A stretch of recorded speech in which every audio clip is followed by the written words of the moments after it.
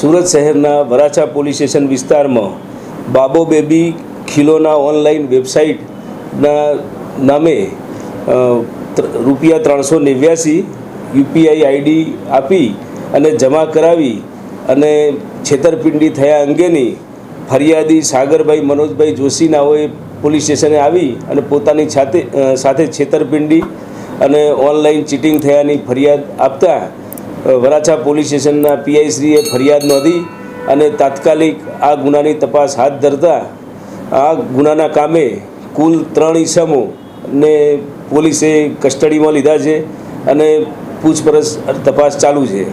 સમગ્ર ઘટનાની હકીકત જોતાં આરોપીઓએ બાબો બેબી ખિલોના ઓનલાઈન એ વેબસાઇટનું પેજ ફેસબુકના મીડિયમ ઉપર મૂકી અને કસ્ટમરને પોતે આ રીતે 389માં રમકડા બાળકોના રમકડા મળશે એ પ્રકારની જાહેરાત આધારે જે તે કસ્ટમરે પોતે ઓનલાઈન ₹389 આરોપીઓના ખાતામાં જમા કરાવતા આરોપીઓએ પોતે આ પ્રોડક્ટ જે રમકડા ટોયઝ છે એ નહીં આપી અને આ વેબસાઇટનો ઉપયોગ કરીને લોકો સાથે છેતરપિંડી કરવા અંગેની ફરિયાદના બાબતે પોલીસ સ્ટેશનમાં તપાસ હાથ ધરવામાં આવી છે.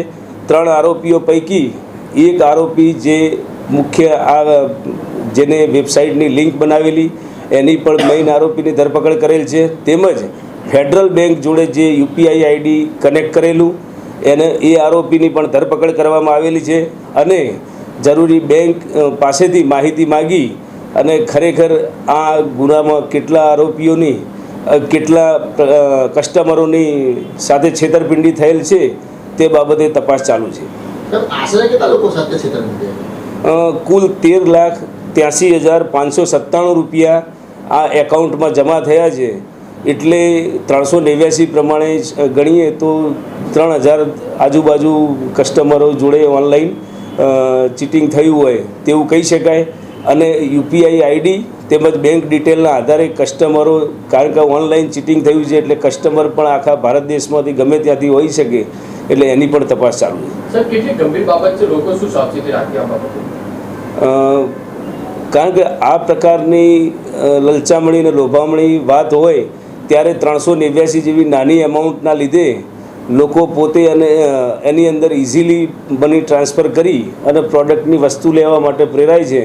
પરંતુ આ એક ગુનો નોંધવાથી અને આરોપીની ધરપકડ થવાથી લોકોમાં જાગૃતતા વધશે અને આ પ્રકારના ચીટિંગ કરનાર ઈસમો ઉપર પણ રોક લાગશે.